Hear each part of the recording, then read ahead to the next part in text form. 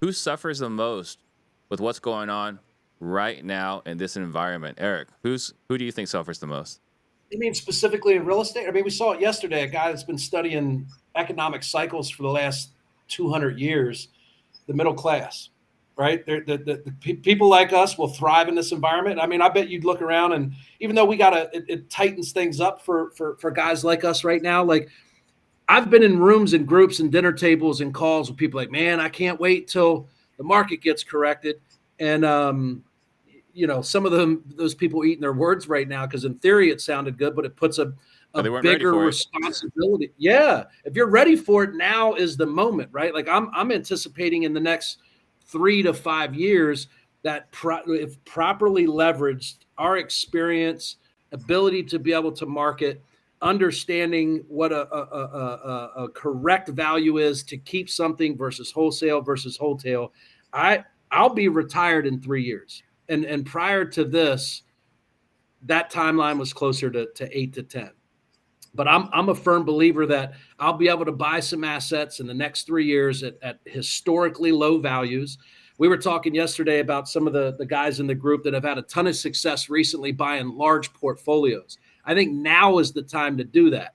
Rather than marketing to individual landlords that are frustrated with one tenant, what do you think a guy is like now that owns 60 properties, 70 properties in Dallas, Fort Worth, or Philly, or Richmond, Virginia, right? And he's how's this going to impact the value of my rental properties? I've stood on the sidelines and watched this, and I missed the moment. So he missed the prices going up. They better not miss it going down.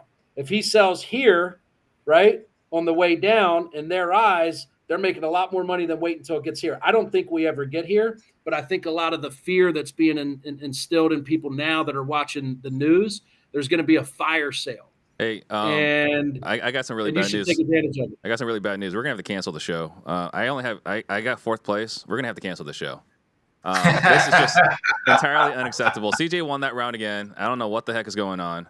Yeah, but that's who your family voted for. What about the viewers? So you give yourself a break. You probably didn't come in last with the media team. Go else. back there and tell everyone in the office they need to start voting for me, or we're canceling the show. RJ, who suffers the most in this environment? I think the answer we're probably all going to have the same as the middle class. I mean, back in 08, 09, I was the low class, the lowest income that you could possibly be. The only thing that I was upset about is gas prices. I didn't know anything else that was going on with buying, selling houses. Maybe I was upset about my Taco Bell prices going up a little bit, but that was about it. To Eric's point on the ability for us that have had success recently and where we're going to be, I agree. I think we're going to have a massive opportunity to just increase our wealth over the next couple of years. I do disagree with Eric. I do think that this is probably going to be a little bit longer term, but I think the people that are going to suffer the most is that middle class. So I completely botched this question. I apologize. Let's start over. All right. So who's going to suffer the most in the real estate industry? So go ahead, RJ. Okay. Who suffers the most? I think it's going to be the people that have been relying on doing luxury flips and high-end flips. I mean, I think those are going to be the first people. And then also the people that have not been buying deep enough on the rental properties because they're not prepared to understand how to buy moving forward. And if they continue to buy where they have, I think they're going to really suffer moving forward because I think at some point in time, we could price ourselves out of people being able to afford where the rent rates are as well. So luxury flippers and what was it? And the people that didn't buy right. The people that have been buying at 85% of ARV right now. All right, Eric. So go back at it because I didn't ask you the question the right way earlier. I think it's the same. I mean, it's realtors, right? Which is one of the things we haven't relied a whole lot, but they're going to suffer. They're actually going to have to learn how to prospect and market and negotiate, which they haven't had to do. So there's been a massive amount of people that have come in to being a real estate agent in the last couple of years because they thought it was easy. And to RJ's point, I think it looks like a negotiating problem, but it actually can be a marketing problem. I know tons of people that were dropping marketing to people and saying, man, I locked this deal up. But it's like, Yeah, but because you paid them retail value, right?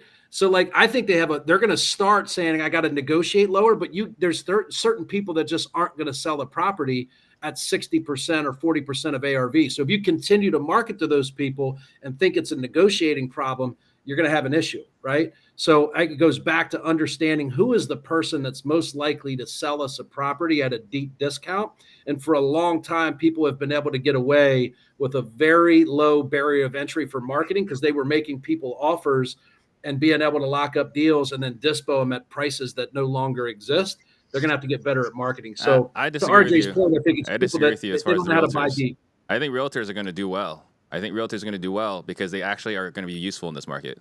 I think realtors have been worthless for the last couple of years, right? You didn't have to do anything to get a house sold.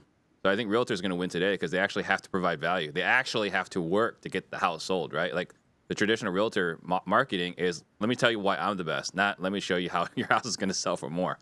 If they got the listing, the house sold. So now they actually have to work and actually provide value as a realtor. So I think the quality realtors are going to win in this market. But I think who's going to hurt the most are loan officers.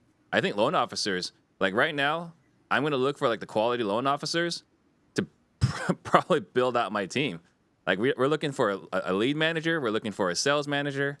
And I think I would bet a good chunk of our applications are going to be loan officers. I think the crippling interest rate jumps 2 weeks in a row have led to a lot of layoffs. And I think that's probably the industry that's going to get hurt the most right now with this current environment. DJ? Yeah, man. I think it's everybody who chooses easy is who's going to get impacted the most in the business. The house flipper who chooses easy, who does a lackluster, lipstick on a pig rehab, doesn't really care about. He has to redo that flip. Yeah, who doesn't care about that? That's going to be a problem. If you're a realtor who doesn't care about your clients, educating them on how to get maximum value for their property, and you're just concerned about making 3% on your commission, getting it sold really quickly, making a buck. It's a hot market. Those people, again, everybody who chooses easy, the wholesaler who just chooses to send out some text, send out some RVMs, still scared to get on the phone and cold call, still scared to knock on somebody's door and make a deal. Look, it's been pretty easy. Let's just all keep it real. It's been pretty easy selling the hedge funds, doing all these different things. If you've chosen easy over the past couple of years, see, here's the thing. Money hides mistakes. Money hides mistakes. When you're making money, it's easy to hide all the mistakes. So everybody who's been choosing easy over the last couple of years because it's been profitable, they're going to have a hard time coming into the market coming up because it's going to take the people that had the education, who've been building up the knowledge, who are being intentional about what's your investment strategy right now? What's your business strategy if you are a wholesaler? That's why we're having those conversations of, hey, maybe we should start working out some of the nonprofit relationships we have. They're actively buying. We know that they bought during the recession very aggressively and provided affordable housing. Let's establish that relationship right now. Right? Like if you're not thinking outside the box, if you're still just choosing easy, you're just going to have a hard time. Right. And that's just kind of, my perspective on it right now. Like, who doesn't care about interest rates? Cash buyers, actual real cash buyers, not hard money, not actual cash. But then what do cash buyers pay? And someone said it earlier, right? It was like, hey, well, I can still sell to RJ and Chris, but it's got to be a different deal than it was a year ago. Right. So like cash buyers, which means you got to negotiate better. All right. Yes, I want to blend the answers between Steve and Eric real quick, because I think Eric was right, but I think so is Steve.